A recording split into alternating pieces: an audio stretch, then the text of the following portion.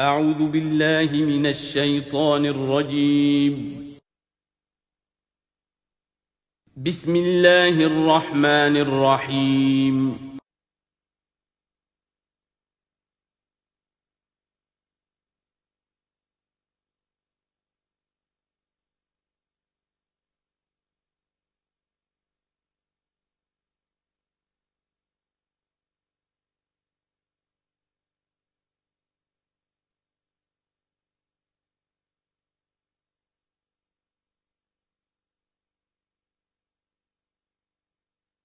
اعوذ باللہ من الشیطان الرجیم بسم اللہ الرحمن الرحیم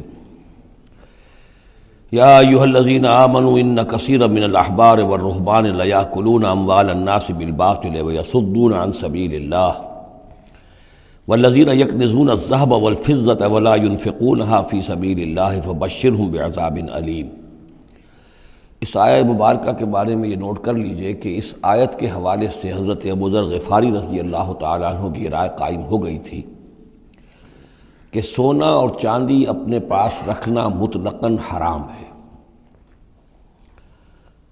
جو لوگ کہ سونا اور چاندی اپنے پاس رکھتے ہیں، جمع کرتے ہیں، گاڑھتے ہیں، ان کو کنز بناتے ہیں، خزانہ بناتے ہیں اس کے لیے، تو یہ رائے اگرچہ ان کی صحیح نہیں تھی، اس لیے کہ جو دین کا عام قانون ہے وہ یہ ہے کہ انسان حلال ذریعے سے کمائے، اس میں سے جو وہ خرچ کرے اللہ کی راہ میں وہ ٹھیک ہے، اس کو اس کا اجر ملے گا۔ اگر وہ کچھ رکھتا ہے اپنے پاس تو وہ حرام نہیں ہے، بلکہ پھر یہ کہ وہ اس کی اولاد کو منتقل ہو جائے گا، قانون وراثت ہوگا۔ اگر اپنے پاس کچھ رکھنا ہی نہ ہو تو پھر وراثت کس چیز میں ہوگی؟ اس لیے قانون تو وہی ہے، البتہ یہ ہے کہ وہ جو کہا گیا ہے کہ اللہ کی راہ میں خرچ کرو، خرچ کرو، خرچ کرو، کتنا کرو، قل العفو، تو یہ ایک روحانی تعلیم ہے، اخلاقی تعلیم ہے کہ جمع نہ کرو، اللہ کی راہ میں خرچ کر دو۔ البتہ جو مال بھی آپ نے جمع کیا ہے، آپ نے حلال ذریعے سے کمایا تھا اور اس کی زکوٰۃ بھی آپ نے ادا کر دی ہے، تو وہ مال آپ اپنے پاس رکھ سکتے ہیں، خواہ وہ سونے اور چاندی کی شکل میں ہو۔ چنانچہ اسی پر پھر فیصلہ ہوا حضرت عثمان کے زمانے میں، اور چونکہ حضرت ابو ذر غفاری اس پر اڑے ہوئے تھے اور اس سے ایک فتنہ پیدا ہو رہا تھا مسلمانوں کے اندر، ایک اختلاف، تو پھر حضرت ابو ذر غفاری کو حضرت عثمان نے حکم دے دیا تھا کہ وہ مدینے سے باہر چلے جائیں۔ وہ پھر ایک صحرا میں کسی جگہ پر کٹیا ڈال کر رہتے تھے۔ میرے نزدیک اس آیت کا اصل محل اور مقام جو ہے اس کو سمجھنا چاہیے، اور وہ ہے ان لوگوں سے متعلق ہے یہ مسئلہ جو دین کا کام کرتے ہیں، احبار ہیں، رہبان ہیں۔ یہ لوگ اپنا وقت، اپنی صلاحیتیں، اپنی قوتیں لگاتے ہیں دین کے لیے۔ عام لوگوں کا معاملہ اور ہے، وہ کاروبار کر رہے ہیں، کوئی پروفیشن ہے، کوئی اپنا اور بزنس ہے، اس کے حوالے سے ان کے پاس آمدنی ہو رہی ہے۔ انہیں جو بھی آمدنی ہو رہی ہے وہ اللہ کے دین کی وجہ سے ہو رہی ہے۔ یہ اپنے پاس اگر رکھتے ہیں اور اپنا جائیدادیں بناتے ہیں اور دولت بناتے ہیں اور اپنے لیے پھر وہ اپنی نسلوں کے لیے اس کو وراثت میں منتقل کرتے ہیں، تو ان کے اوپر یہ آیت بعین ہی انہی الفاظ میں اس کا انطباق ہوگا، اس لیے کہ یہ سارا معاملہ احبار اور رہبان کے حوالے سے ہو رہا ہے۔ اس آیت کا سیاق اور سباق جو ہے کہ ظاہر بات ہے کہ ان کے لیے جو بھی کچھ ہے، یہ لٹمس ٹیسٹ یہ ہے، ہاں آپ اپنی ضرورت پوری کریں، جیسے حضور نے اپنی ضرورتیں پوری فرمائی، ازواج مطہرات کو بھی نان نفقہ دیتے تھے آپ اسی بیت المال میں سے، آپ اپنے عزیزوں کے ساتھ بھی کوئی حسن سلوک کرتے تھے تو وہیں سے کرتے تھے۔ کبھی بیت المال خالی ہے تو فاقہ بھی آ رہا ہے، لیکن ضرورتیں پوری کریں، جائیداد بنا کر نہ چھوڑ کر جائیں۔ یہ جو معاملہ ہے کہ اس کو جمع کیا جائے اور پھر وہ جائیداد بنے، میرے نزدیک آج بھی اگر آپ جاننا چاہیں علماء حق کون ہیں اور علماء سو کون ہیں، تو لٹمس ٹیسٹ یہ ہے، جو شخص اپنے دینی کیریئر کے نتیجے میں پھر جائیداد بنا کر اور دولت چھوڑ کر مرا ہو، وہ علماء سو میں سے لا محالہ، اس میں کسی شک و شبے کی گنجائش نہیں۔ میں اسے لٹمس ٹیسٹ کے طریقے سے بیان کر رہا ہوں۔ یوم یحمى علیہا فی نار جہنم فتکوی بہا جباہہم وجنوبہم، جس دن کہ ان کو تپایا جائے گا اس سونے اور چاندی کو جہنم کی آگ میں، اور پھر داغے جائیں گے ان سے ان کے پیشانیاں بھی اور ان کی پسلیاں بھی اور ان کی پیٹھیں بھی۔ ھذا ما کنزتم لانفسکم، یہ ہے وہ جو تم نے اپنے لیے جمع کیا تھا، لانفسکم فذوقوا ما کنتم تکنزون، تو مزہ چکھو اپنے اس کنز کا۔ ان عدت الشہور عند اللہ 12 شہرا، اللہ کے ہاں مہینوں کی تعداد 12 ہے، فی کتاب اللہ، اللہ کی شریعت میں، اللہ کے قانون میں، تکوینی بھی اور تشریعی بھی۔ یوم خلق السماوات والارض، جس دن سے کہ اللہ تعالیٰ نے پیدا کیا آسمان اور زمین کو۔ منہا اربعۃ حرم، ان میں سے 4 مہینے ہیں محترم، جن کو کہ اشہر حرم کہتے ہیں، جن میں جنگ وغیرہ جو ہے وہ جائز نہیں تھی۔ ذالک الدین القیم، یہ ہے سیدھا دین، ہمیشہ کا ضابطہ اور قانون۔ فلا تظلموا فیہن انفسکم، تو ان کے معاملے میں اپنے اوپر ظلم نہ کرو۔ وہ ظلم کیا کرتے تھے؟ قریش کی اپنی مصلحت ہوئی کہ کوئی مہم انہیں کوئی لڑائی کا معاملہ ہے ان کے درپیش ہے، وہ کہتے تھے اس سال یا شرع حرم فلاں کی بجائے فلاں مہینے ہوں گے۔ وہ کیلنڈر کو الٹ پھیر کرتے رہتے تھے کہ اس مرتبہ جو ہے یہ عمرے کے لیے مہینہ رجب کا نہیں ہوگا، فلاں ہوگا۔ اس حوالے سے وہ کیلنڈر جو تھا ڈسٹربڈ تھا، لیکن ہوا ایسا ہے قدرت خداوندی سے کہ جس سال آپ نے آخری حج کیا ہے، حجۃ الوداع، تو اس سال وہ ساری جو غلطیاں ہوتی ہیں اس کے بعد وہ جو اس کا مجموعی اور آخری نتیجہ یہ تھا کہ صحیح جگہ پر وہ کیلنڈر آ گیا تھا۔ اسی لیے حضور نے اپنے خطبہ حجۃ الوداع میں کہا ہے کہ استدار الزمان کہیئتہ یوم خلق اللہ السماوات والارض، یہ زمانہ اور یہ کیلنڈر جو ہے، تقویم جو ہے، یہ پورا چکر لگا کر ساری غلطیوں اور ترمیموں میں سے ہو کر اب ٹھیک اسی جگہ پر پہنچ گئی ہے جس مقام پر کہ اللہ نے، جس تقویم پر کہ اللہ تعالیٰ نے آسمان اور زمین کو پیدا کیا تھا، اور آج کے بعد سے ان مہینوں کے اندر کوئی الٹ پھیر نہیں ہو سکے گا۔ وَقَاتِلُوا الْمُشْرِكِينَ كَافَّةً كَمَا يُقَاتِلُونَكُمْ كَافَّةً، اور مشرکوں سے بھی جنگ کرو ایسے ہی سب کے ساتھ جیسے کہ وہ تم سے جنگ کرتے ہیں، جل کر، ہر حال میں اور جمع ہو کر۔ وَاعْلَمُوا أَنَّ اللَّهَ مَعَ الْمُتَّقِينَ، اور جان لو کہ اللہ تعالیٰ جو ہے متقین کے ساتھ ہے۔ إِنَّمَا النَّسِيءُ زِيَادَةٌ فِي الْكُفْرِ، یہ جو مہینوں کو ہٹا دینا تھا ادھر سے ادھر، یہ پھیر دینا جو ہے اشہر حرم کا، یہ بڑھائی ہوئی بات ہے کفر کی۔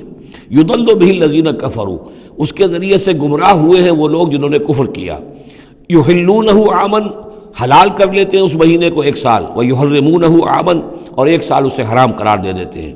لیواطئوا عدۃ ما حرم اللہ، تاکہ تعداد پوری کر لیں اس کی جو اللہ نے حرام ٹھہرائے ہیں۔ 4 مہینے حرام ہیں آگے پیچھے پھیر کر، لیکن تعداد پوری کر دی۔ فَيُحِلُّوا مَا حَرَّمَ اللَّهُ، اس کا نتیجہ کیا نکلتا ہے کہ جو اللہ کی طرف سے محترم مہینہ تھا وہ ان کے حساب سے، ان کی غلطی سے پھر وہ حلال ہو جاتا ہے، پھر حلال کر لیتے ہیں وہ مہینہ جو اللہ نے حرام کیا ہے۔ زُيِّنَ لَهُمْ سُوءُ أَعْمَالِهِمْ، اسی طریقے سے ان کے جو برے اعمال ہیں ان کے لیے مزین کر دیے گئے، کھبا دیے گئے ان کی نگاہوں میں۔ وَاللَّهُ لَا يَهْدِي الْقَوْمَ الْكَافِرِينَ، اور اللہ کافروں کو ہدایت نہیں دیتا۔ یہاں وہ 5 رکوع ختم ہوئے ہیں کہ جن کا تعلق ہے نبی اکرم صلی اللہ علیہ وسلم کی بعثت خاصہ الی اہل العرب، اس کی تکمیل ہو گئی، اس کے مقاصد پورے ہو گئے، اس کے ضمن میں آخری احکام دے دیے گئے۔ اب جہاں سے جو شروع ہو رہا ہے 6 رکوع سے، یہ میں نے آپ کو بتایا تھا کہ یہ غزوہ تبوک کا مسئلہ ہے، اس کا پس منظر بھی بیان کر چکا ہوں۔ سن 6 میں صلح حدیبیہ ہوئی، حضور صلی اللہ علیہ وسلم نے اس کے بعد آپ اپنے پیغامبر، ایلچی، اپنے خطوط، نامہ ہائے مبارک بھیجے۔ باقی جگہوں پر جو ہوا سو ہوا، لیکن ایک شخص نے کہ جو رئیس بصرہ تھا، شرحبیل بن عمرو غسان کا، اور یہ تھا رومن امپائر کے تابع، ان کا باج گزار تھا، اس نے حضور کا جو وہاں گیا تھا نامہ بر خط لے کر گئے تھے حضرت حارث ابن عمیر ازدی رضی اللہ تعالی عنہ، انہیں قتل کر دیا، شہید کر دیا۔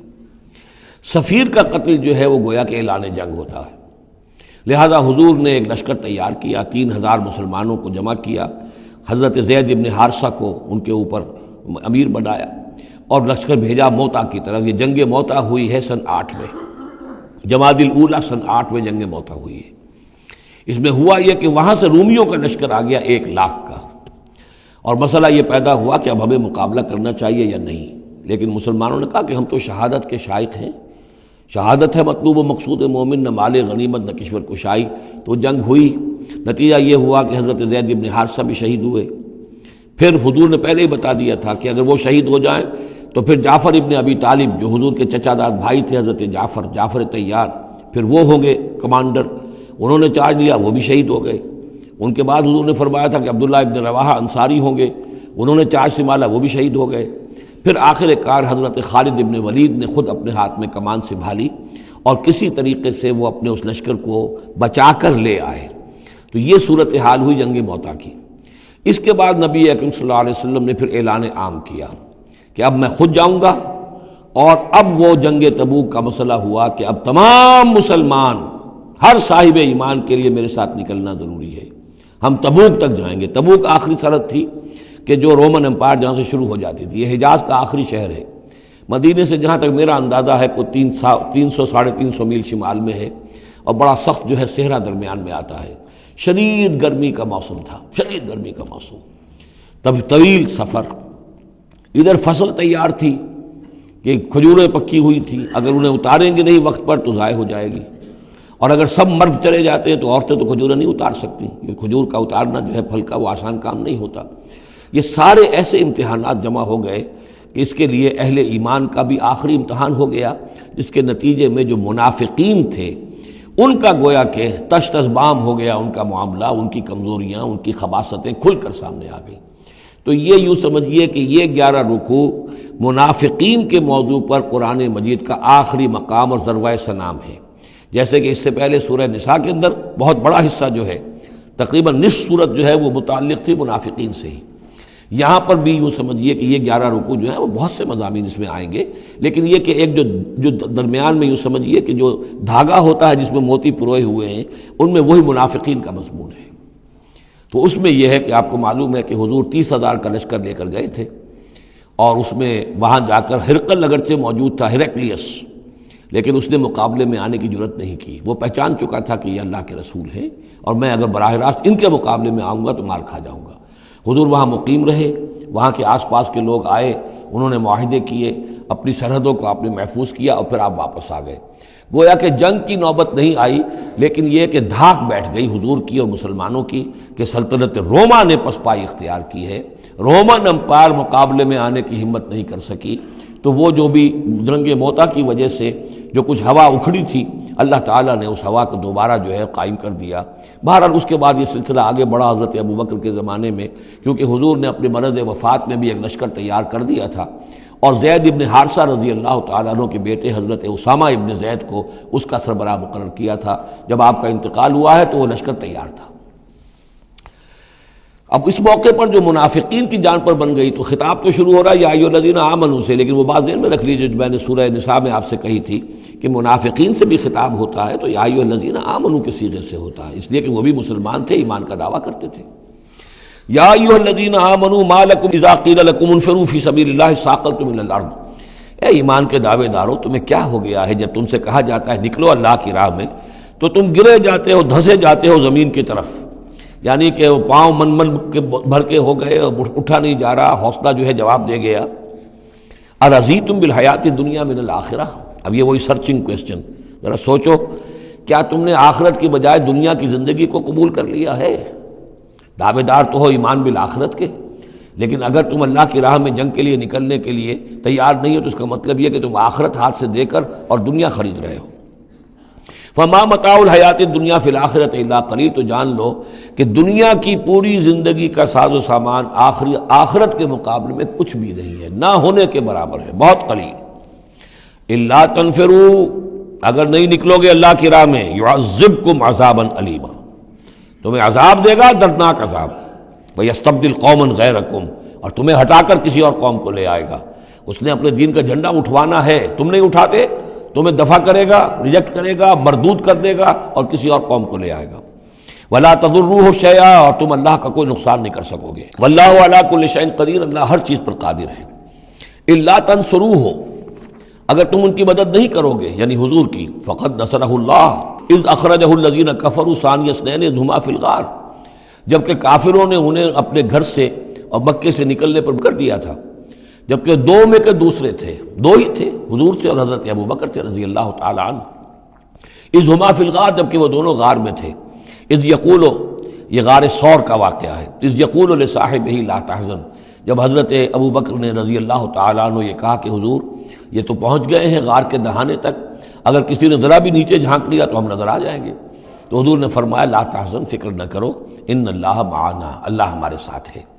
فانزل اللہ سکینتہ علیہ، تو اللہ تعالیٰ نے تسکین اور سکون نازل کر دیا ان پر، وایدہ بجنود لم تروہا، اور ان کی مدد فرمائی ان لشکروں سے جنہیں تم نہیں دیکھتے، وجعل کلمۃ الذین کفروا السفلی، اور جس کا نتیجہ یہ نکلا ہے کہ کافروں کا کلمہ جو ہے وہ نیچا پڑ چکا ہے، پورے جزیرہ نما عرب کے اندر اللہ کا دین جو ہے غالب آ چکا ہے۔ وَجَعَلَ كَلِمَةَ الَّذِينَ كَفَرُوا السُّفْلَىٰ، اللہ نے بنا دیا ہے کافروں کی بات کو سب سے نیچے. وَكَلِمَةُ اللَّهِ هِيَ الْعُلْيَا، اور اللہ کا کلمہ تو سب سے اونچا ہے ہی. وَاللَّهُ عَزِيزٌ حَكِيمٌ، اللہ تعالیٰ زبردست ہے، حکمت والا. انفروا خفافا وثقالا، نکلو خواہ ہلکے خواہ بوجھل. یہ ہلکے اور بوجھل کے دو پہلو ہو سکتے ہیں، یا تو داخلی طور پر بوجھل دل کے ساتھ نکلو یا آمادگی کے ساتھ نکلو، نکلنا پڑے گا. اب یہ نکلنا فرض عین ہے، یہ نفیر عام ہے. وہ بات گئی جب کہ صرف تحریض تھی، ترغیب تھی، وہ دور ختم ہوا. اب نکلنا پڑے گا، اس جنگ میں نفیر عام ہے. چاہے بوجھل دل کے ساتھ نکلو اور چاہے کھلے دل کے ساتھ اور آمادگی کے ساتھ نکلو. اور اس کے ایک معنی یہ بھی ہو سکتے ہیں، چاہے تمہارے پاس ساز و سامان کافی ہے تب بھی نکلو، کم ساز و سامان ہے تب بھی نکلو. تو خارجی طور پر بھی ہو سکتا ہے یہ بوجھل اور ہلکا، اور داخلی طور پر بھی. وَجَاهِدُوا بِأَمْوَالِكُمْ وَأَنفُسِكُمْ فِي سَبِيلِ اللَّهِ، اور جہاد کرو اللہ کی راہ میں اپنے اموال سے اور اپنی جانوں سے. ذَلِكُمْ خَيْرٌ لَكُمْ إِن كُنتُمْ تَعْلَمُونَ، یہی تمہارے لیے بہتر ہے اگر تم علم رکھتے ہو. لَوْ كَانَ عَرَضًا قَرِيبًا، اگر انہیں توقع ہوتی کہ مال قریب ہی ہے، قریب ہی ہمیں مال مل جائے گا، غنیمت مل جائے گی. وَسَفَرًا قَاصِدًا، اور اس کے لیے سفر بھی جو ہے وہ چھوٹا ہے، بڑا نہیں ہے. لَاتَّبَعُوكَ، تو یہ سب اے نبی آپ کی پیروی کرتے، آپ کے ساتھ چلتے. وَلَٰكِن بَعُدَتْ عَلَيْهِمُ الشُّقَّةُ، لیکن ان کو تو بڑی بھاری پڑ رہی ہے، بڑی دور کی مسافت نظر آ رہی ہے، اتنا دور. اور اس میں اعلان کر دیا تھا حضور نے. حالانکہ فتح مکہ کے موقع پر بھی حضور نے خفیہ رکھی تھی اپنی ساری اسکیم، اور عام طور پر جنگوں میں یہ ہوتا ہے، اپنی پوری اسکیم کا اعلان تو نہیں ہوتا. لیکن غزوہ تبوک میں آپ نے اعلان کیا تھا کہ ہم جا رہے ہیں، سلطنت روما سے ٹکراؤ ہے، تبوک تک ہمیں جانا ہے. کوئی چیز آپ نے راز نہیں رکھی، تاکہ جو شخص بھی ہے وہ سمجھ لے، اس کے لیے پوری تیاری کرے، داخلی بھی خارجی بھی، ساز و سامان کی بھی، اپنے حوصلے کو بھی دیکھ لے. لیکن یہ کہ بہرحال نکلنا فرض ہے. وَسَيَحْلِفُونَ بِاللَّهِ لَوِ اسْتَطَعْنَا لَخَرَجْنَا مَعَكُمْ، اور یہ عنقریب قسمیں کھائیں گے اللہ کی کہ اگر ہمارے اندر استطاعت ہوتی ہم ضرور نکلتے، اب مجبوری ہے، فلاں مجبوری ہے، فلاں مجبوری ہے. یہلکون انفسہم، یہ اپنے آپ کو ہلاک کر رہے ہیں. واللہ یعلم انہم لکاذبون، اور اللہ تعالیٰ کو معلوم ہے کہ یہ جھوٹ بول رہے ہیں. عفا اللہ عنک لما اذنت لہم، اے نبی آپ کو اللہ معاف فرمائے، یا اللہ نے آپ کو معاف کر دیا، آپ نے انہیں کیوں اجازت دے دی؟ یعنی کوئی منافق آیا، کوئی اور آیا، حضور یہ مجبوری ہے، بیوی بیمار ہے، کوئی دیکھ بھال کرنے والا نہیں ہے، تو مجھے اجازت دے دی. اچھا بھائی جاؤ. حضور کی طبیعت میں بھی نرمی تھی اور آپ نے اجازت دے دی. اب جب اجازت مل گئی، اس نے کہا میں نے تو اجازت لے لی ہے، وہ کور بن گیا، اس کے نفاق کا پردہ چاک نہیں ہوا. حالانکہ حضور اجازت نہ دیتے تب بھی اس نے نہیں جانا تھا، لیکن نہیں جانا تھا تو معلوم تو ہو جاتا کہ اس نے رسول کی بات کا جو ہے وہ معصیت کی ہے، نافرمانی کی ہے. اس کے نفاق کا پردہ جو ہے وہ پڑا رہ گیا، وہ پردہ اٹھ جاتا. عفا اللہ عنک، اللہ کو معاف کرے، یا اللہ نے آپ کو معاف کر دیا. لما اذنت لہم، کیوں آپ نے ان کو اجازت دے دی. حتی یتبین لک الذین صدقوا وتعلم الکاذبین، یہاں تک کہ آپ کے لیے واضح ہو جاتا کون صادق الایمان ہے، کون سچے مسلمان ہیں، اور آپ جان لیتے کون جھوٹے ہیں. اس لیے کہ انہوں نے پھر بھی نہیں جانا تھا، آپ اجازت نہ دیتے تب بھی رہ جانا تھا. اور اس سے یہ ہے کہ ان کے نفاق کا پردہ جو ہے وہ فاش ہو جاتا. لا یستأذنک الذین یؤمنون باللہ والیوم الآخر، وہ لوگ جو اللہ اور یوم آخر پر ایمان رکھتے ہیں وہ آپ سے اجازت کے طالب ہو ہی نہیں سکتے. ان یجاہدوا باموالہم وانفسہم، کیا وہ اس سے اجازت مانگیں گے کہ انہیں معاف کر دیا جائے اللہ کی راہ میں جہاد نہ کرنے سے جانوں اور مال کے ساتھ؟ ایمان کا تو لازمی تقاضا ہے. پھر وہ جو ڈیفینیشن میں نے آپ کو بتائی سورہ حجرات میں، انما المؤمنون الذین آمنوا باللہ ورسولہ ثم لم یرتابوا وجاہدوا باموالہم وانفسہم فی سبیل اللہ، وہ تو اس کا جزو لازم ہے، شرط لا ینفک ہے. لہذا جو لوگ اللہ پر اور یوم آخر پر ایمان رکھتے ہیں وہ آپ سے ایگزمپشن نہیں مانگ سکتے جہاد فی سبیل اللہ سے. واللہ علیم بالمتقین، اور اللہ تعالیٰ جو ہے اپنے متقی بندوں سے خوب واقف ہے. انما یستأذنک الذین لا یؤمنون باللہ والیوم الآخر، اصل میں جو اجازت مانگ رہے ہیں آپ سے، ایگزمپشن مانگ رہے ہیں، رخصت مانگ رہے ہیں، یہ وہ لوگ ہیں جو حقیقتاً اللہ پر اور یوم آخر پر ایمان نہیں رکھتے. وارتابت قلوبہم، اور ان کے دل جو ہے شکوک میں پڑ گئے ہیں. سورہ حجرات کی اس آیت میں کیا ہے؟ انما المؤمنون الذین آمنوا باللہ ورسولہ ثم لم یرتابوا، پھر شک میں نہ پڑے. یہاں فرمایا ورتابت قلوبہم، ان کے دلوں کے اندر شکوک کے ڈیرے ہیں.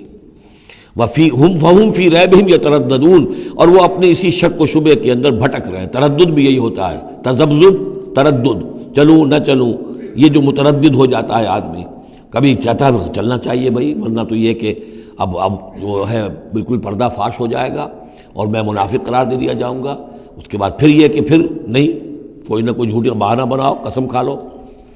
وَلَوْ أَرَادُوا الْخُرُوجَ لَأَعَدُّوا لَهُ عُدَّةً، اور اگر انہوں نے نکلنے کا ارادہ کیا ہوتا تو اس کے لیے ساز و سامان فراہم کرتے، جیسے کہ کیا جاتا ہے، آدمی سفر کے لیے تیاری کرتا ہے۔ انہوں نے تیاری نہیں کی۔ وَلَٰكِن كَرِهَ اللَّهُ انبعاثَهُم، تو اللہ تعالیٰ ہی نے ان کا نکلنا پسند نہیں فرمایا۔ فَثَبَّتَهُمْ، اور ان کو بوجھل کر دیا، ان کو روک دیا۔ وَقِيلَ اقْعُدُوا مَعَ الْقَاعِدِينَ، اور ان سے کہہ دیا گیا رہو، بیٹھ رہنے والوں کے ساتھ تم بھی بیٹھ رہو۔ اس کی حکمت آگے آئے گی۔ لو خرجوا فیکم، اگر یہ نکلتے آپ کے ساتھ، اے مسلمانوں تمہارے ساتھ، ما زادوکم الا خبالا، تو نہ اضافہ کرتے تمہارے لیے مگر خرابی کا۔ دلوں میں روگ تھا، وہاں جا کے فتنے اٹھاتے، آپس میں لڑاتے، کوئی اور کچھ کرتے، لہذا ان کا بیٹھ رہنا بھی حکمت پر مبنی ہے، اللہ تعالیٰ کی طرف سے، گویا کہ اس میں بھی ایک خیر ہے، گویا کہ بندہ مومن کے لیے تو خیر ہی خیر ہے، ادھر بھی خیر ادھر بھی خیر، لیکن منافق کے لیے شر ہی شر ہے، ادھر بھی شر ادھر بھی شر۔ لو خرجوا فیکم، اگر یہ نکلتے تمہارے ساتھ، ما زادوکم الا خبالا، تو یہ نہ اضافہ کرتے تمہارے لیے مگر برائی کا، خرابی کا۔ ولا اوضعوا خلالکم، اور یہ گھوڑے دوڑاتے تمہارے مابین، یبغونکم الفتنہ، تمہارے لیے فتنے پیدا کرنے کے لیے۔ وفیکم سماعون لہم، اور تمہارے اندر ان کے بعض جاسوس بھی ہیں، یا تمہارے اندر بعض لوگ ہیں جو ان کی باتیں بڑی توجہ سے سنتے ہیں۔ یہ دونوں ترجمے ہوں گے۔ واللہ علیم بالظالمین، اور اللہ تعالیٰ ظالموں سے خوب واقف ہے۔ یعنی تمہارے اندر ہے مسلمانوں بعض نیک دل، وہ منافق نہیں ہیں، نیک دل سادہ لو مسلمان ہیں جو ان سے حسن ظن رکھتے ہیں، ان سے کوئی تعلق رکھتے ہیں، دوستی رکھتے ہیں، ان کی بات توجہ سے سنتے ہیں۔ تو اگر یہ ہوتے تمہارے لشکر میں ساتھ اور یہ کوئی فتنہ اٹھاتے تو وہ جو صالح، جو سادہ لو مسلمان تھے، وہ ان کی بات سن کر کسی فتنے میں مبتلا ہو سکتے تھے۔ اور ایک ترجمہ وہ ہے کہ ان میں جاسوس موجود ہیں۔ لَقَدِ ابْتَغَوُا الْفِتْنَةَ مِنْ قَبْلُ، یہ اس سے پہلے بھی فتنے اٹھاتے رہے ہیں۔ وَقَلَّبُوا لَكَ الْأُمُورَ، یہی لفظ فتنہ آیا اس حدیث میں جو میں سنا چکا ہوں آپ کو۔ علماء سوء کا کردار کیا ہو جاتا ہے؟ علماءہم شر الناس تحت عدیم السماء، من عندہم تخرج الفتنۃ وفیہم تعود۔ جھگڑے، لڑائیاں، فتوے، اور ایک دوسرے کی وہ تفرقہ جو ہے اور اس کے اندر شدت ہے، یہ کام ہے۔ لقد ابتغوا الفتنة من قبل، یہ فتنے اٹھاتے رہے پہلے بھی۔ وقلبوا لك الامور، اور اپنی امکانی حد تک اے نبی آپ کے لیے معاملات کو تلپٹ کرنے کی کوشش کرتے رہے، بدلتے رہے۔ حتیٰ جاء الحق، یہاں تک کہ حق آ گیا۔ جزیرہ نما عرب میں تو فیصلہ ہو گیا، اللہ کے دین کا غلبہ ہو گیا۔ وظہر امر اللہ، اللہ کا امر ظاہر ہو گیا، غالب ہو گیا۔ وہم کارہون، جبکہ انہیں یہ پسند نہیں تھا، یہ تو ابھی چاہتے تھے کہ دین کا غلبہ اس طرح سے نہ ہو۔ ومنہم من یقول اذن لی ولا تفتنی، ان میں سے وہ بھی ہے جو کہتا ہے کہ حضور مجھے اجازت دے دیجئے اور مجھے فتنے میں نہ ڈالیے۔ یہ ایک بہت ہی مردود شخص تھا، جد ابن قیس لعنت اللہ علیہ، یہ منافقین میں سے تھا۔ یہ آیا اور اس نے بڑا استہزاء کا انداز اختیار کیا حضور کے ساتھ۔ حضور مجھے تو آپ اجازت دے دیجئے۔ کیوں بھائی، کیا معاملہ ہے، کیا مجبوری ہے؟ حضور میں ذرا حسن پرست قسم کا انسان ہوں، اور وہ شام کی طرف آپ جا رہے ہیں، شامی عورتیں بہت خوبصورت ہوتی ہیں، تو میں تو اپنے اوپر قابو نہیں رکھ سکوں گا، میں فتنے میں مبتلا ہو جاؤں گا، تو آپ مجھے فتنے سے بچا لیں۔ وَمِنْهُمْ مَنْ يَقُولُ اذن لِّي وَلَا تَفْتِنِّي، اور ان میں سے وہ بھی ہے جو کہتا ہے کہ مجھے تو اجازت دے دیجئے، ایکسیپٹ کر دیجئے، اور مجھے فتنے میں نہ ڈالیے، میں آپ کے ساتھ جاؤں گا تو فتنے میں پڑ جاؤں گا۔ أَلَا فِي الْفِتْنَةِ سَقَطُوا، آگاہ ہو جاؤ، فتنے میں تو پڑ چکے، اور فتنہ کون سا ہوگا؟ جو بدبخت اس قسم کا معاملہ کر رہا ہے، بدترین فتنے کا شکار تو ہو چکا۔ وَإِنَّ جَهَنَّمَ لَمُحِيطَةٌ بِالْكَافِرِينَ، اور یقیناً جہنم جو ہے ان کافروں کا احاطہ کیے ہوئے ہے۔ ان تصبک حسنۃ تسوء، اے نبی اگر آپ کو کوئی اچھی بات پہنچتی ہے، کوئی فتح ہوتی ہے، کوئی خیر آتا ہے، کوئی اچھی خبر آتی ہے، تسوء انہیں بری لگتی ہے۔ وَإِن تُصِبْكَ مُصِیبَةٌ، اگر کوئی تکلیف آ جاتی ہے، ناگوار پوزیشن، صورتحال، یقولوا قد اخذنا امرنا من قبل، تو کہتے ہیں جی ہم نے تو اپنا معاملہ پہلے ہی درست کر لیا تھا، ہم کوئی بے وقوف تھوڑا ہی ہے، ان لوگوں کی طریقے سے جو ہے اتنے جو ہے ہم رسک نہیں لیتے، ہم نے پہلے اس سے اپنی حفاظت کا بندوبست کر لیا تھا۔ یقولوا قد اخذنا امرنا من قبل ویتولوا وهم فرحون، اور وہ پیٹھ پھیرتے ہیں اور بڑے شاداں فرحاں ہوتے ہیں کہ مسلمانوں پر مصیبت آ گئی اور ہم بچ گئے۔ قل لن یصیبنا الا ما کتب اللہ لنا، یہ آیتیں تو ہر شخص کو یاد کر لینی چاہیے۔ یہ دو آیتیں بندہ مومن کے لیے بہت بڑا ہتھیار ہیں، بہت بڑا اسلحہ ہے۔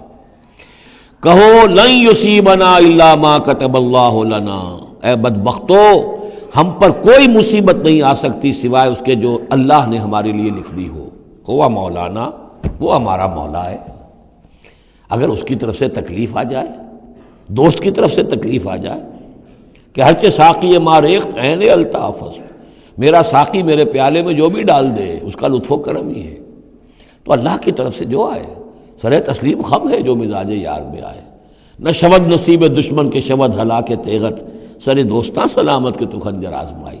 اہل ایمان کا تو معاملہ یہ ہونا چاہیے، قل لن یصیبنا الا ما کتب اللہ لنا، ہوا مولانا، وہ ہمارا مولا ہے، اس کے اذن کے بغیر پتہ تک نہیں ہل سکتا، تو ہمیں ڈر کس کا ہو؟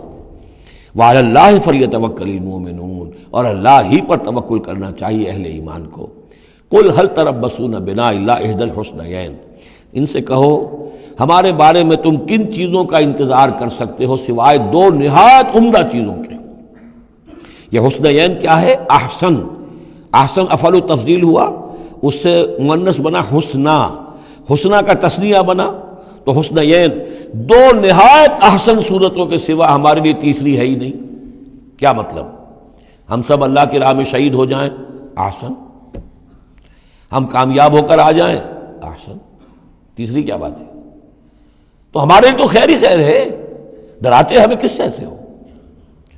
قل هل تربصون بنا، یہ تم ڈرا رہے ہو ہمیں اور جو کہہ رہے ہو ہمیں کس چیز کا خوف؟ ہمارے لیے دو انجام ہو سکتے ہیں ممکن، اور دونوں ہمارے نزدیک نہایت احسن ہے۔ اللہ کی راہ میں شہادت مل جائے، شہادت مطلوب و مقصود مومن، نہ مال غنیمت نہ کشور کشائی۔ جو حق کی خاطر جیتے ہیں مرنے سے کہیں ڈرتے ہیں جگر، جب وقت شہادت آتا ہے دل سینوں میں رقصاں ہوتے ہیں۔ اور اگر ہم کامیاب ہو کر آ گئے تو تم بھی کہو گے کہ بھائی یہ تو بڑی کامیابی، ہمارے لیے تو کامیابی کامیابی ہے۔ قل هل تربصون بنا الا احدى الحسنيين ونحن نتربص بكم، اور ہم منتظر ہیں تمہارے بارے میں ان يصيبكم الله بعذاب من عنده، کہ اے منافقو اللہ تم پر کوئی عذاب اپنے خاص اپنے پاس سے نازل کرے، او بأيدينا، یا کوئی وقت آ جائے کہ ہمیں اجازت دے دی جائے کہ ہم تمہاری گردنیں اڑائیں، جیسے کہ اعلان عام کفار کے بارے میں ہوا، ہو سکتا ہے کہ ایسا ہو جائے۔ فتربصوا انا معكم متربصون، تو کرو انتظار، ہم بھی تمہارے ساتھ انتظار کر رہے ہیں۔ قل انفقوا طوعا وكرها، اب یہ ایک اور بات ہوتی ہے جی میں جا تو نہیں سکتا، یہ چندہ حاضر ہے، کچھ پیسے جو ہے میں لے آیا ہوں ساز و سامان، لیکن مجھے آپ ایگزمپٹ کر دیں، یہ چندہ قبول کر لیں۔ قل انفقوا طوعا وكرها، کہہ دیجئے ان سے کہ چاہے خرچ کرو خوشی سے اور چاہے مجبوری سے، لن يتقبل منکم، یہ تم سے قبول نہیں کیا جائے گا، انکم کنتم قوما فاسقین، اس لیے کہ تم نافرمان لوگ ہو۔ اس وقت جو ہے پیسہ بدل نہیں ہوگا، اس وقت تو جانا ہے، فرض عین ہے، نفیر عام ہے، اس وقت جو ہے یہ پیسہ اس کی جگہ پر کام نہیں کر سکتا۔ وما منعهم ان تقبل منهم نفقاتهم، اور نہیں محروم کیا انہیں اس بات سے کہ ان کے نفقات، ان کے خرچہ جو اللہ کی راہ میں چندہ دے رہے تھے ان کو قبول کیا جاتا، الا انهم كفروا بالله وبرسوله، اس لیے مگر اس بات نے کہ انہوں نے کفر کیا ہے اللہ کے ساتھ اور اس کے رسول کے ساتھ۔ ولا یاتون الصلاۃ الا وهم کسالى، اور وہ نماز کے لیے نہیں آتے مگر بہت ہی کسل مند۔ ولا ينفقون الا وهم کارہون، اور جو یہ خرچ بھی کرتے ہیں تو کراہت کے ساتھ کرتے ہیں، مجبوراً کرتے ہیں، وہ تو جان بچانے کے لیے خرچ کرنے کے لیے آمادہ ہو گئے ہیں، ورنہ انہیں مال جو ہے بڑا پیارا ہے۔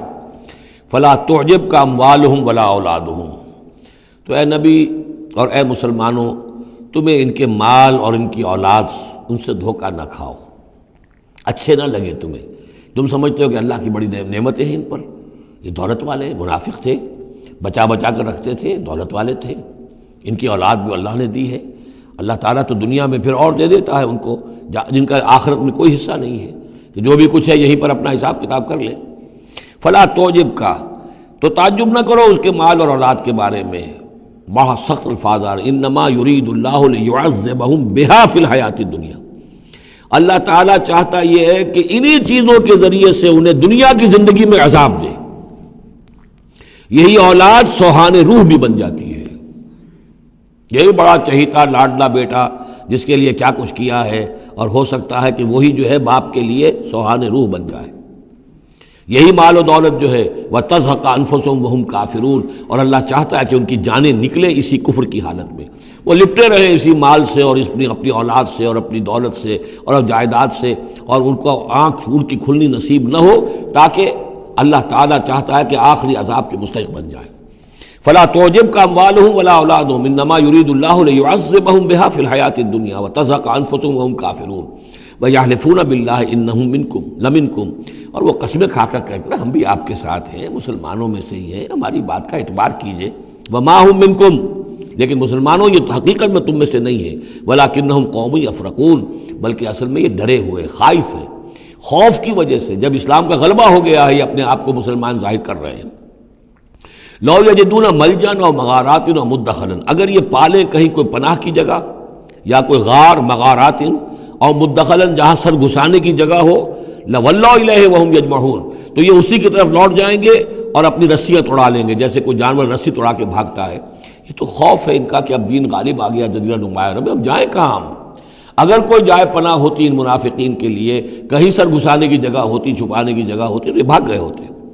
وَمِنْهُمْ مَنْ يَلْمِزُكَ فِي الصَّدَقَاتِ، اور اے نبی ان میں سے وہ بھی ہیں جو آپ پر الزام لگاتے ہیں، ملامت کرتے ہیں آپ کو صدقات کے بارے میں۔ حضور جب زکوٰۃ کا مال آتا تھا تو آپ تقسیم کرتے تھے، اب ظاہر بات ہے کہ لوگ ہیں کھڑے ہیں، کسی کو کچھ زیادہ ہو گیا کسی وقت، کسی کو آپ نے سمجھا کہ زیادہ مستحق زیادہ دے دیا، تو ایک منافق تھا اس نے حضور کو ٹوک دیا، اعدل یا محمد، اے محمد عدل کرو، یہ کیا کر رہے ہو، ناانصافی کر رہے ہیں۔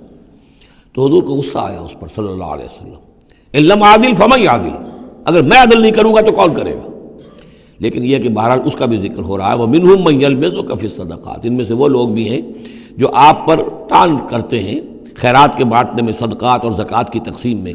فَإِنْ أُوتُوا مِنْهَا رَضُوا، اگر ان کے کھتے بھر دیے جائیں، انہیں دیا جائے تو راضی ہیں۔ وَإِنْ لَمْ يُعْطَوْا مِنْهَا إِذَا هُمْ يَسْخَطُونَ، اور اگر انہیں نہ دیا جائے تو پھر وہ ناراض ہو جاتے ہیں، غصے ہوتے ہیں، لال پیلے ہوتے ہیں۔ وَلَوْ أَنَّهُمْ رَضُوا مَا آتَاهُمُ اللَّهُ وَرَسُولُهُ، اور اگر وہ راضی رہتے اس پر جو دیا انہیں اللہ نے اور اس کے رسول نے، وَقَالُوا حَسْبُنَا اللَّهُ، اور کہتے اللہ ہمارے لیے کافی ہے، سَيُؤْتِينَا اللَّهُ مِنْ فَضْلِهِ وَرَسُولُهُ، ان قریب پھر بھی بعد میں بھی اللہ تعالیٰ اور اس کے رسول ہمیں اپنے فضل سے نوازتے رہیں گے۔ اِنَّا إِلَى اللَّهِ رَاغِبُونَ، ہم اللہ کی طرف رغبت کرنے والے ہیں۔ اگر یہ کہتے، کاش کہتے تو کتنا اچھا ہوتا۔ اب یہاں ان صدقات کی مدیں بیان کر دی ہیں، جو زکوٰۃ کی یہی آیت ہے، مشہور آیت کہ صدقات جو زکوٰۃ کی جو مدیں ہیں وہ کون کون سی ہیں۔ انما الصدقات، زکوٰۃ جو ہے تو سب سے پہلے للفقراء، مفلسوں کے لیے، والمساکین، محتاجوں کے لیے، والعاملین علیہا، اور جو بھی زکوٰۃ کا بندوبست کریں گے، زکوٰۃ جمع کریں گے، تحصیلدار ہوں گے، زکوٰۃ کا حساب کتاب رکھیں گے، زکوٰۃ تقسیم کریں گے، وہ اس کے عاملین علیہا ہیں، ان کی تنخواہیں اس میں سے دی جائیں گی۔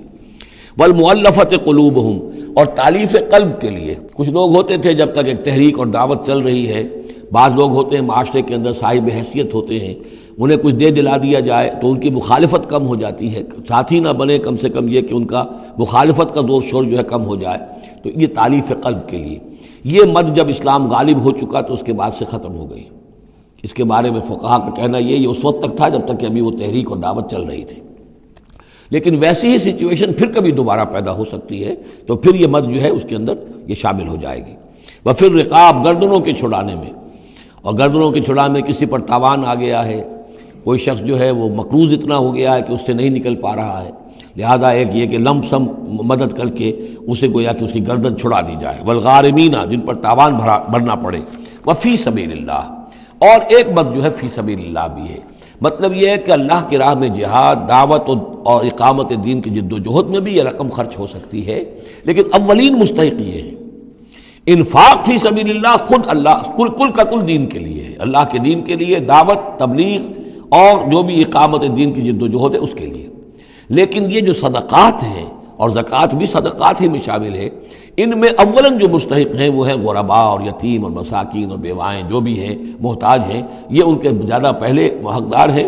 البتہ یہ کہ اگر کسی شخص کے پاس اس طرح کی رقم بچ جائے کہ جو اس کے قریب میں جو بھی رشتہ دار ہیں، غرباء ہیں، یتامہ ہیں، مساکین ہیں، ان کو دے چکا ہے، اور وہ باقی وہ کسی دین کے کام میں دینا چاہے تو دے سکتا ہے۔ وفی سبیل اللہ وابن السبیل، اور مسافر کے لیے۔ فریضۃ من اللہ، یہ اللہ تعالیٰ کی طرف سے معین ہو گیا ہے۔ یہی لفظ آیا ہے بار بار سورہ نساء میں، جہاں کے جو احکام آئے تھے وراثت کے۔ واللہ علیم الحکیم، اور اللہ تعالیٰ سب کچھ جاننے والا ہے، کمال حکمت والا۔ ومنہم الذین یؤذون النبی، ان میں سے وہ لوگ بھی ہیں جو نبی کو ایذا پہنچاتے ہیں، وَيَقُولُونَ هُوَ اُذُنٌ، اور وہ کہتے ہیں یہ تو نرے کان ہی کان ہیں۔ ایک تو محاورہ ہمارے ہاں کان کا کچا ہونا وہ اور معنی میں ہے، لیکن یہ کہتے تھے کہ ہم نے جا کر جھوٹ بولا، حضور میری بیوی بیمار ہے، اور انہوں نے مان لیا کہ یہ کان ہی کان ہے، یہ صرف جو کچھ کہہ دیتے ہیں مان لیتے ہیں، سن لیتے ہیں، ہوا اذن، یہ تو نرے کان ہے بس۔ یہ بھی حضور کی توہین۔ وَمِنْهُمُ الَّذِينَ يُؤْذُونَ النَّبِيَّ وَيَقُولُونَ هُوَ اذن قُلْ اذن خَيْرٌ لَكُمْ، کہہ دیجئے یہ کان تمہارے لیے بہتر ہیں، بہتری کے لیے ہیں، تمہاری خیریت اسی میں ہے۔ یؤمن باللہ و یؤمن للمؤمنین، یہاں پہ یہ ایمان کے ساتھ بے اور لام کا فرق واضح ہو جائے گا۔ وہ یقین رکھتے ہیں اللہ پر اور بات مان لیتے ہیں مومنوں کی، یہ ان کی شرافت ہے، یہ ان کی نجابت ہے، یہ ان کی مروت ہے۔ وہ جانتے ہیں تم جھوٹ بول رہے ہو لیکن نہیں کہتے کہ تم جھوٹ بول رہے ہو، یہ شرافت اور مروت کا معاملہ ہے، یہ نہیں ہے کہ انہیں معلوم نہیں ہے۔ بندہ مومن جو ہے وہ تو یہ ہے کہ اتقوا فراست المومن، مومن کی فراست سے ڈرو، فإنہ ينظر بنور اللہ، وہ اللہ کے نور سے دیکھتا ہے۔ تو جو عام مومن کا معاملہ یہ ہو تو رسول کا معاملہ کیا ہوگا؟ کیا انہیں پتہ نہیں چلتا تھا کہ جھوٹ بول رہے ہیں؟ لیکن آپ کی مروت اور شرافت۔ قل اذن خیر لکم یؤمن باللہ و یؤمن للمؤمنین ورحمۃ للذین آمنوا منکم، اور جو تم میں سے واقعی مومن ہیں ان کے حق میں رحمت ہے۔ والذین یؤذون رسول اللہ لہم عذاب علیم، اور جو ایذا پہنچاتے ہیں اللہ کے رسول کو ان کے لیے بڑا دردناک عذاب ہے۔ یحلفون باللہ لکم لیرضوکم، اے مسلمانوں یہ تمہارے سامنے قسمیں کھاتے ہیں اللہ کی تاکہ تمہیں راضی کریں۔ اب ظاہر بات ہے کہ حضور کا تو جا کر بہانہ جو کیا اور لے کر آ گئے، اب مسلمانوں سے بھی کہہ رہے ہیں، قسمیں کھا کھا کر اپنے یقین دلا رہے ہیں کہ ہم مخلص ہیں، آپ ہمارے شک نہ کریں۔ یحلفون باللہ لکم لیرضوکم، تاکہ تمہیں راضی کر لیں۔ واللہ ورسولہ احق ان یرضوہ، اللہ اور اس کا رسول زیادہ حقدار ہیں کہ وہ انہیں راضی کریں، ان کانوا مومنین، اگر وہ واقعتاً مومن ہیں۔ الم یعلموا انہ من یحادد اللہ ورسولہ، کیا وہ جانتے نہیں ہیں کہ جو کوئی بھی مقابلہ کرے گا اور سرکشی کرے گا اللہ اور اس کے رسول کے مقابلے میں آ جائے گا، فان لہ نار جہنم خالدا فیہا، تو اس کے لیے تو جہنم کی آگ ہے جس میں وہ ہمیشہ ہمیشہ رہے گا۔ ذالک الخزي العظیم، اور یہ بہت بڑی رسوائی ہے۔ یحذر المنافقون ان تنزل علیہم سورۃ تنبئہم بما فی قلوبہم، اے مسلمانوں یہ منافق ڈرتے رہتے ہیں کہ کہیں ایسا نہ ہو کہ مسلمانوں پر کوئی ایسی صورت نازل ہو جائے کہ جو ان کو ہمارے دلوں کی حالت بتا دے۔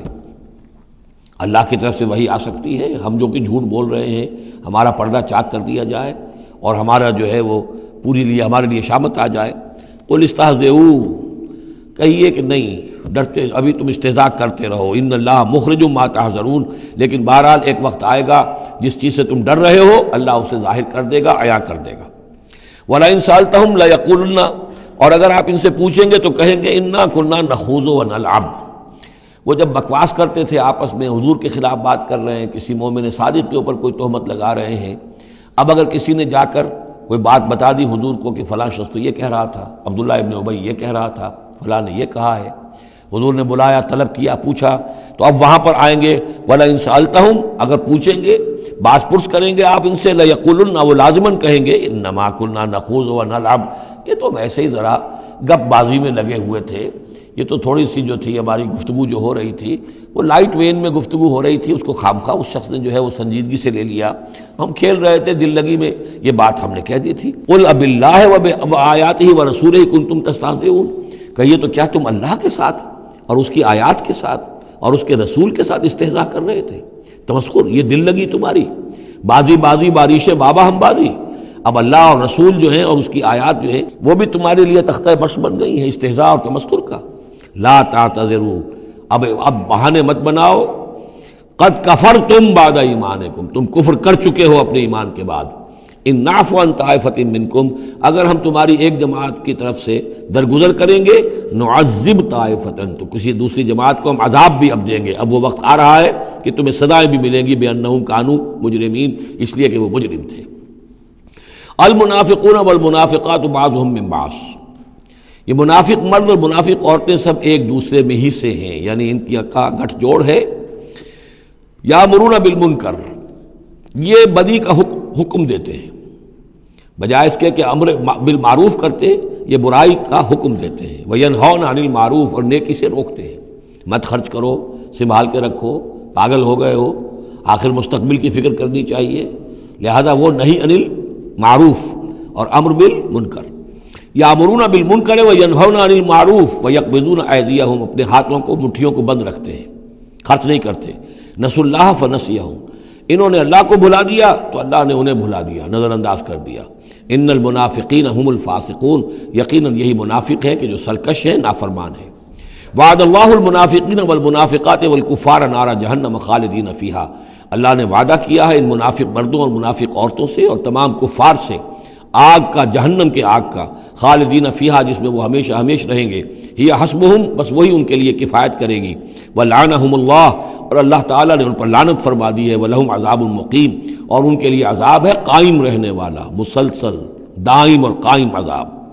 کالذین من قبلہم، اسی طرح کے وہ لوگ، یہ بھی ان لوگوں کے مانند ہیں کہ جو ان سے پہلے تھے، کانوا اشد منکم قوۃ، وہ تم سے کہیں بڑھ کر تھے طاقت میں، واکثر اموالا، اور بہت زیادہ تھے مال میں، واولادن، اور اولاد میں، یعنی یہ قومیں جو گزری ہیں کافروں کی، قوم سمود اور قوم عاد، وہ تم سے کہیں بڑھ کر تھی، قوت میں بھی اور اپنی تعداد میں بھی، مال میں، اولاد میں۔ فاستمتعوا بخلاقہم، انہوں نے بھی اپنے اپنے وقت میں اپنے نصیب کا فائدہ اٹھا لیا، اپنا حصہ وصول کر لیا۔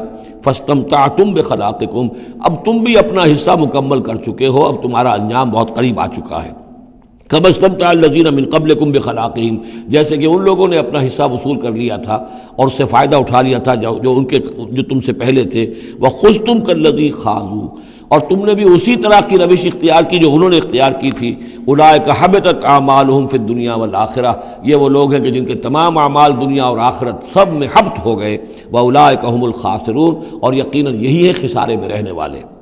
الم یاتہم نبأ الذین من قبلہم، کیا ان کے پاس خبریں آ نہیں چکی ہیں ان کی جو ان سے پہلے تھے؟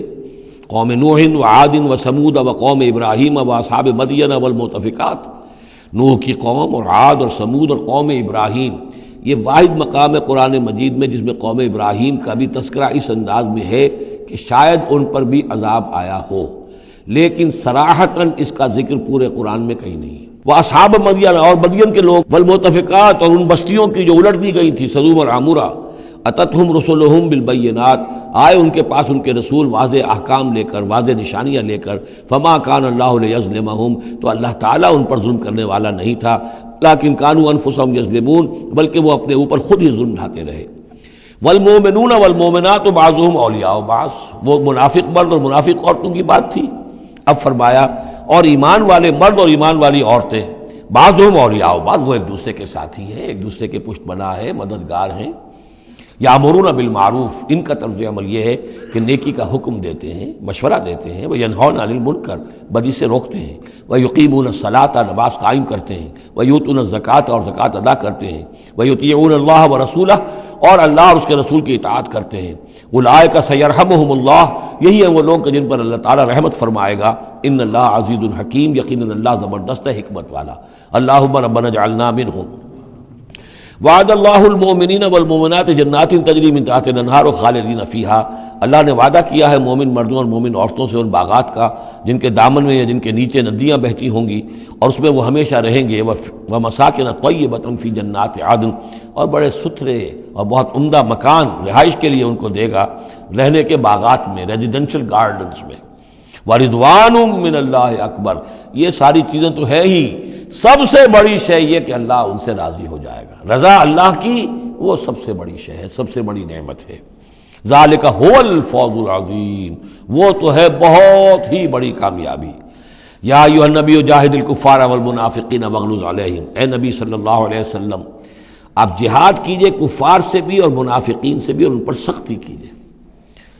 یہ دیکھیے آیت 2 مرتبہ آئی ہے قرآن مجید میں، یہ جو کہ تم، سورہ تحریم میں بھی آئے گی جو کہ یوں سمجھیے 28ویں پارے کی آخری، یہاں پھر آئی ہے، لیکن یہاں لفظ جہاد کو نوٹ کر لیجئے، یہاں جہاد بمعنی قتال نہیں آ سکتا۔ منافقین کے ساتھ آپ نے کبھی جنگ نہیں کی، جہاد، جد و جہد، کوشش، ان کی ریشہ دوانیوں کو ختم کرنا، ان کی سازشوں کا زور توڑنا، یہ جہاد تھا۔ یہ جہاد، قتال کی کوئی نوبت منافقین کے ساتھ کبھی کوئی قتال نہیں ہوا۔ یہاں جہاد خالص اس جہاد کے معنی میں ہے جو قتال سے کم تر ہے، دون القتال۔ یا ایھا النبی جاہد الکفار والمنافقین، اے نبی آپ مجاہدہ کیجئے، جد و جہد کیجئے اسی لیے جب غزوہ تبوک سے آپ واپس آ رہے تھے تو ایک حدیث ہے کہ آپ نے فرمایا رجعنا من الجہاد الاصغر الى الجہاد الاکبر، ہم چھوٹے جہاد سے بڑے جہاد کی طرف لوٹ آئے ہیں۔ اب اس کی تعبیریں مختلف کی گئی ہیں کہ اتنا بڑا جہاد سلطنت روما کے خلاف گئے تھے، اسے آپ جہاد اصغر کہہ رہے ہیں، وہاں سے لوٹ کر ہم آ گئے، اب جہاد اکبر سامنے ہے۔ تو اس کی عام طور پر جو توجیہ لوگوں نے کی ہے وہ تو یہ ہے کہ یہ جہاد جو نفس کے خلاف ہے وہ سب سے اکبر ہے، سب سے بڑا ہے، اور یہ بات صحیح ہے۔ آپ سے پوچھا گیا ای الجہاد افضل یا رسول اللہ، آپ نے فرمایا ان تجاہد نفسک فی طاعت اللہ، کہ اللہ کے رسول یہ بتائیے کہ سب سے افضل جہاد کس کا ہے؟ آپ نے فرمایا کہ تم جہاد کرو اپنے نفس کے خلاف اور اسے اللہ کا مطیع بناؤ۔ تو اسی پر گویا کہ اس کو محمول کیا ہے، لیکن میرے نزدیک حقیقت یہ ہے کہ اب یہ جو مارے آستین تھے، کہ جو مدینے کے اندر منافقین تھے، اب ان کے خلاف جہاد کرنا تھا، اور اس میں چونکہ اندیشے تھے کہ ان کے تعلقات تھے اوس اور خزرج کے لوگوں کے ساتھ، عام لوگوں کے ساتھ دوستیاں تھیں، تو اس میں فتنے اٹھ جاتے۔ واپس آ کر آپ نے مسجد زرار کو پھر جلایا ہے، گرایا ہے، یہ بہت بڑا قدم تھا۔ عام مسلمان جو اس پر مشتعل بھی ہو سکتے تھے کہ مسجد کو گرا رہے، لیکن یہ کہ یہ اقدامات آپ نے کیے ہیں صلی اللہ علیہ وسلم اس آیت کے اترنے کے بعد اور تبوک سے واپسی کے بعد۔ یا ایھا النبی جاہد الکفار والمنافقین واغلظ علیہم، اے نبی جہاد کیجئے کافروں سے بھی اور منافقین سے بھی، اور ان پر سختی کیجئے۔ ومأواہم جہنم، ان کا ٹھکانہ جہنم ہے، وبئس المصیر، اور وہ بہت برا ٹھکانہ ہے۔ یحلفون باللہ ما قالوا، وہ اللہ کی قسم کھا کر کہتے ہیں کہ ہم نے یہ بات نہیں کہی، کوئی بات جو بھی آئی، کوئی غلط بات کہی، کوئی استہزاء کیا، کوئی تمسخر اڑایا۔ وَلَقَدْ قَالُوا كَلِمَةَ الْكُفْرِ، حالانکہ انہوں نے کہا ہے کفر کا کلمہ۔ یہ ایک بات انہوں نے کہی تھی، اس کا ذکر آ جائے گا تفصیل سے سورہ منافقون میں 28ویں پارے میں، واقعہ وہاں تفصیل سے آیا ہے۔ تو لیکن یہ کہ کسی نوجوان نے آ کر حضور کو بتا دیا کہ اس نے یہ کہا ہے، اب حضور نے طلب فرمایا، انہوں نے کہا نہیں یہ بالکل جھوٹ بولتا ہے اس نے، یہ اور اس نے خامخواہ جو ہے فتنہ اٹھانے کی کوشش کی ہے۔ تب یہ آیت نازل ہوئی، اللہ نے اس نوجوان کو سچا کیا اس آیت کے ذریعے سے کہ جھوٹ وہ عبداللہ ابن ابی بول رہا ہے، یہ نوجوان نہیں بول رہا۔ یحلفون باللہ ما قالوا، وہ قسم کھا رہے ہیں اللہ کی کہ ہم نے وہ بات نہیں کہی۔ وَلَقَدْ قَالُوا كَلِمَةَ الْكُفْرِ، حالانکہ انہوں نے کہا کلمہ کفر۔ وَكَفَرُوا بَعْدَ اسلامہم، اور وہ اپنے اسلام کے بعد کفر منکر ہو چکے، کفر کر چکے۔ وَهَمُّوا بِمَا لَمْ يَنَالُوا، اور انہوں نے ارادہ کیا تھا اس شے کا کہ جس کو وہ حاصل نہ کر سکے۔ یہ ایک خاص واقعہ ہوا تھا کہ جب تبوک سے واپس آپ آ رہے تھے تو ایک موقع پر آپ عام راستے سے، قافلے سے ذرا ہٹ کر ایک پہاڑی راستے کی طرف سے آپ کا گزر ہوا، اور وہ تنگ راستہ تھا، وہاں سے بس ایک ہی اونٹ ایک وقت میں گزر سکتا تھا۔ حضور کے ساتھ 2 آپ کے صحابہ تھے۔ وہاں ان لوگوں نے کوشش کی، منافقین نے، کچھ لوگ تھے کہ جنہوں نے اپنے ڈھاٹے باندھ لیے کہ پہچان میں نہ آئے، اور رات کی تاریکی میں انہوں نے ہاتھ چلایا، چاہتے تھے کہ حضور کو شہید کر دیں۔ بہرحال وہاں پر جو ہے کسی طریقے سے جو 2 آپ کے جانثار ساتھی تھے انہوں نے انہیں کھدیڑا، مار کر بھگایا۔ پھر حضور نے ان کو بتا بھی دیا تھا، جن میں حضرت حذیفہ ابن یمان بھی تھے رضی اللہ تعالی عنہ، اور حضرت عمار تھے، عمار ابن یاسر۔ ان دونوں کو بتا دیا تھا کہ فلاں فلاں نام ہے، یہ فلاں فلاں منافق ہے، لیکن یہ میرا راز رہے گا تمہارے پاس، تم نے یہ نام کسی کو بتانے نہیں ہے۔ یہ اسی لیے حضرت حذیفہ کا نام پڑ گیا تھا صاحب سر النبی، نبی کا ایک راز ہے ان کے پاس، نبی کے ایک رازدان، وہ حضرت حذیفہ ابن یمان۔ وَهَمُّوا بِمَا لَمْ يَنَالُوا، انہوں نے تو ارادہ کیا تھا وہ چیز جو وہ حاصل نہ کر سکے۔ وَمَا نَقَمُوا إِلَّا أَنْ أَغْنَاهُمُ اللَّهُ وَرَسُولُهُ، اور یہ نہیں انتقام لے رہے مگر اس شے کا کہ اللہ نے اور اس کے رسول نے انہیں غنی کر دیا ہے۔ اللہ اور ان کا رسول ان کی طلب مال کو دیکھ کر انہیں صدقات میں سے، مال غنیمت میں سے بفراغت دیتا رہا، من فضل ہی، اپنے فضل سے۔ وَإِن يَتُوبُوا يَكُ خَيْرًا لَّهُمْ، اب بھی اگر توبہ کر لیں تو یہ ان کے لیے بہتر ہوگا۔ وَإِن يَتَوَلَّوْا، اور اگر وہ پیٹ موڑیں گے، يُعَذِّبُهُمُ اللَّهُ عَذَابًا أَلِيمًا، اللہ انہیں عذاب دے گا، بہت دردناک عذاب، فی الدنیا والآخرہ، دنیا میں بھی اور آخرت میں بھی۔ وَمَا لَهُمْ فِي الْأَرْضِ مِن وَلِيٍّ وَلَا نَصِيرٍ، اور پوری زمین میں ان کے لیے نہ کوئی ولی ہوگا، پشت پناہ ہوگا، مددگار ہوگا، اور نہ ہی کوئی حامی ہوگا۔ وَمِنْهُمْ مَنْ عَاهَدَ اللَّهُ، اب یہ وہ 3 آیتیں آ گئی ہیں جو میری تقریروں میں بہت مرتبہ آئی ہیں، ہم مسلمانان پاکستان کے لیے خاص لمحہ فکریہ ہیں۔ مدینہ کے منافقین کی ایک خاص قسم کا تذکرہ ہو رہا ہے۔ وَمِنْهُمْ مَنْ عَاهَدَ اللَّهُ، ان میں سے وہ لوگ بھی ہیں جنہوں نے اللہ سے عہد کیا تھا، لَئِنْ آتَانَا مِنْ فَضْلِهِ، اگر اللہ ہمیں اپنے فضل سے نواز دے گا، غنی کر دے گا، دولت دے دے گا، دولت مند کر دے گا، لَنَصَّدَّقَنَّ وَلَنَكُونَنَّ مِنَ الصَّالِحِينَ، ہم خوب صدقہ خیرات کریں گے اور نیک بن جائیں گے۔ فَلَمَّا آتَاهُم مِّن فَضْلِهِ، جب اللہ نے انہیں نواز دیا اپنے فضل سے، غنی کر دیا، بخلوا بہ، اب اس دولت کے ساتھ بخل کیا، وتولوا وہم موردون، اور پیٹھ موڑ لی اور اعراض کیا، فعاقبہم نفاقا فی قلوبہم، تو اللہ نے سزا کے طور پر ڈال دیا ان کے دلوں میں نفاق۔ عاقبہم، عقوبت، سزا۔ دنیا میں نقد سزا یہ ملتی ہے اللہ سے کوئی وعدہ کر کے پھر جانے کی کہ نفاق جو ہے وہ دل میں پیدا ہو جاتا۔ یہ نفاق ہے پاکستان کے مسلمانوں کا روگ۔ پاکستان بنایا تھا، پاکستان کا مطلب کیا؟ لا الہ الا اللہ۔ ہندوستان کے مسلمان نے ووٹ دے کر اپنا فرض کفایہ ادا کر دیا کہ جاؤ بھائی، تم جو ہم پہ گزرے گی سو گزرے گی، تم جاؤ اور اسلام قائم کرو۔ ہم نے کیا کیا ہے؟ 50 برس سے زائد ہو گئے، کیا کیا ہے؟ اسلام کہاں ہے؟ یہ بے وفائی، یہ بد عہدی، اس کا نتیجہ کیا ہے؟ 3 نفاق ہیں جو اس قوم کے اوپر مسلط ہو گئے۔ نفاق باہمی، اب وہ قوم نہیں رہی، قومیتوں میں تحلیل ہو چکی ہے، اب عصبیتیں ہیں، صوبائیت ہے، لسانیت ہے، اور نہ معلوم کیا کچھ ہے، فرقہ واریت ہے۔ دوسرے، کردار کا بیڑا غرق ہو گیا۔ آیت المنافق ثلاث، حضور نے فرمایا منافق کی 3 نشانیاں ہیں، جس میں یہ تینوں چیزیں ہیں، خواہ وہ انسامہ وصلہ، چاہے روزہ رکھتا ہو، نماز پڑھتا ہو، اپنے آپ کو مسلمان سمجھتا ہو، وہ منافق ہے۔ جب بولے جھوٹ بولے، جب وعدہ کرے خلاف ورزی کرے، اور جب کہیں امین بنا دیا جائے خیانت کرے۔ وہ دیکھ لیجئے اپنی قوم کو، جو جتنا بڑا ہے الا ماشاء اللہ، ایکسیپشنز پروو دی رول، قانون یہی ہے، جو جتنا بڑا اتنا ہی جھوٹا، اتنا ہی خائن، اور اتنا ہی وعدہ خلاف۔ اور تیسرا اور میرے نزدیک سب سے بڑا نفاق جو ہے وہ ہمارے دستور میں ہے۔ The most sacred document of a state is the constitution۔ اور منافقت کا پلندہ ہے کہ ایک ہاتھ سے اسلام داخل کرتے ہیں، دوسرے سے نکال دیتے ہیں۔ ایک دفعہ دیکھیں تو اسلام ہی اسلام، کیا اللہ، اتنی بڑی بات۔ No legislation can be done repugnant to the Quran and the Sunnah۔ اتنی بڑی بات۔ یہ تو معلوم ہوتا ہے کہ سورہ الحجرات کی پہلی آیت کا ترجمہ کر کے دستور میں لکھ دیا، لیکن اس کے ساتھ ہی اس کے اوپر کوئی اس پہ عمل کرنا ضروری نہیں ہے، وہ لکھی رہے گی بس۔ اور ہم نے ایک آئیڈیالوجی کونسل بنا دی ہے، وہ اس کے مطابق سفارشات پیش کرتی رہے گی، اور ہر سال اس کی رپورٹ پیش ہو جایا کرے گی، خلاص۔ کوئی اس میں سینکشن نہیں، کوئی اس کے نافذ کرنے کی کوئی ذمہ داری نہیں، کوئی پابندی نہیں۔ فیڈرل شریعت کورٹ، کیا کہنے ہیں فیڈرل شریعت کو، بڑے بڑے چوٹی کے علماء، اور کیا کیا تنخواہیں ان کو ملی ہیں، اور کیا کیا مراعات ملی ہیں، وہ سب کچھ ہے، لیکن صورت کیا ہے؟ دستور پاکستان بھی تمہارے دائرے سے خارج، عدالتی قوانین بھی تمہارے دائرے سے خارج، یہاں تک کہ آئلی قوانین بھی تمہارے دائرے سے خارج، مالی قوانین بھی 10 سال کے لیے خارج۔ تو کیا کرو گے بیٹھ کے؟ تنخواہیں لو اور ایکسرسائز ان فیوٹیلیٹی، وقت گزارو، اللہ اللہ خیر صلی اللہ۔ منافقت میرے نزدیک اس پوری دنیا کے اندر شاید دستور کی سطح پر ایسی منافقت کہیں اور موجود نہ ہو۔ یہ ہے ہمارا روگ اصل۔ فَعَاقَبَهُمْ نِفَاقًا فِي قُلُوبِهِمْ، تو اللہ نے عقوبت کے طور پر، سزا کے طور پر ان کے دلوں میں نفاق پیدا کر دیا، إِلَىٰ يَوْمِ يَلْقَوْنَهُ، اور یہ نفاق اب رہے گا اس دن تک جس دن کے یہ ملاقات کریں گے اللہ سے۔ یہ کانٹا ان کے دلوں سے نکلے گا نہیں۔ بِمَا أَخْلَفُوا اللَّهَ مَا وَعَدُوهُ، بسبب اس وعدہ خلافی کے جو انہوں نے اللہ سے کیا، وَبِمَا كَانُوا يَكْذِبُونَ، اور بسبب اس جھوٹ کے جو انہوں نے بولا۔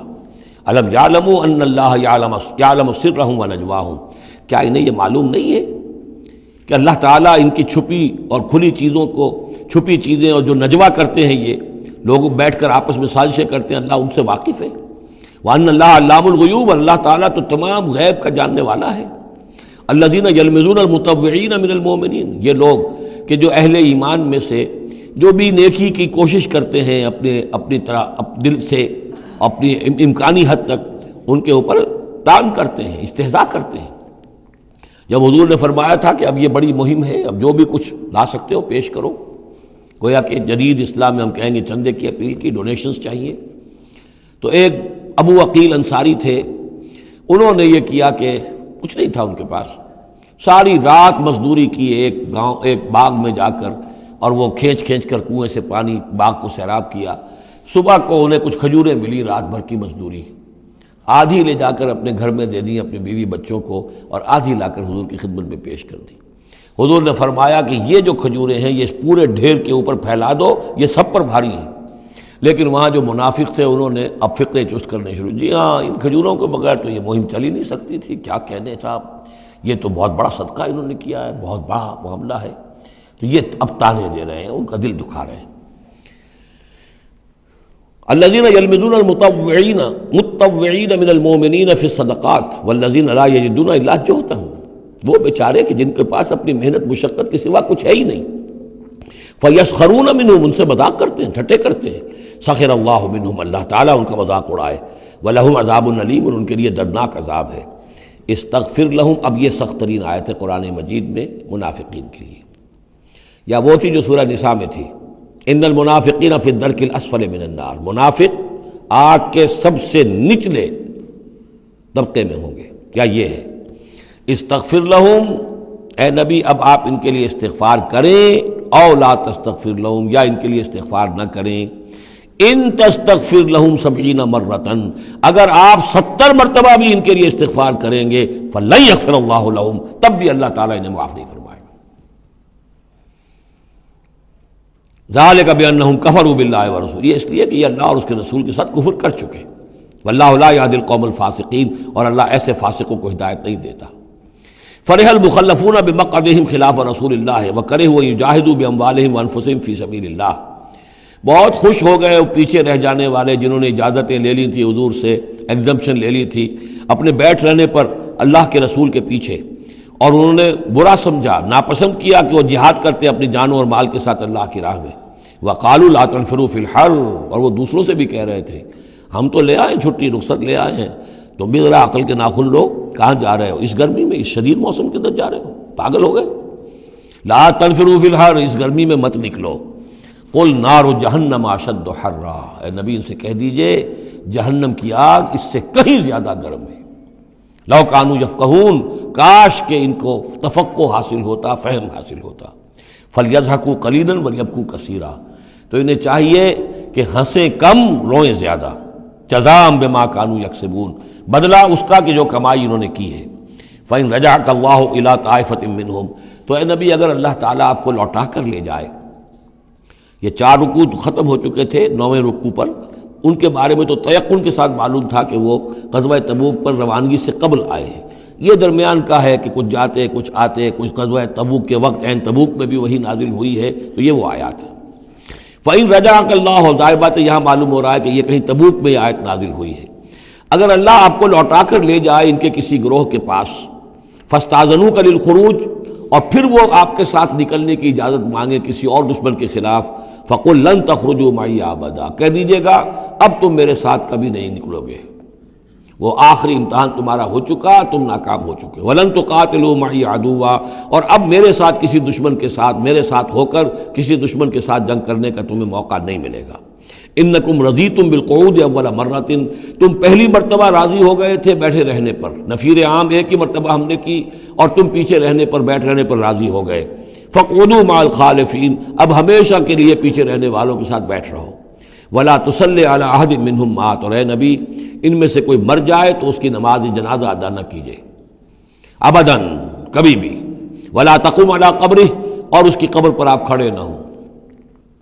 یہ دیکھیے یہ اب ان کی رسوائی کا سامان ہو رہا ہے. ابھی تک تو پردے پڑے ہوئے تھے، لیکن اب یہ ہے کہ حضور جو ہے جب انکار کرتے تھے کسی کی نماز جنازہ پر جانے سے معلوم ہو جاتا تھا کہ یہ منافق ہے. حضور نے اس کی نماز جنازہ میں شرکت سے انکار کیا.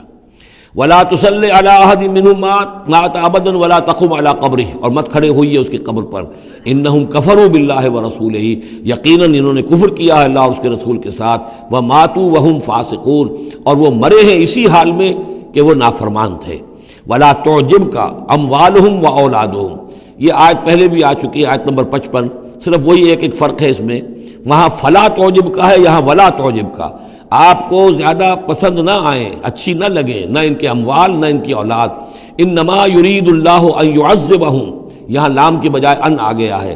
اللہ چاہتا یہ ہے کہ انہیں عذاب دے انہی چیزوں کے ذریعے سے دنیا میں.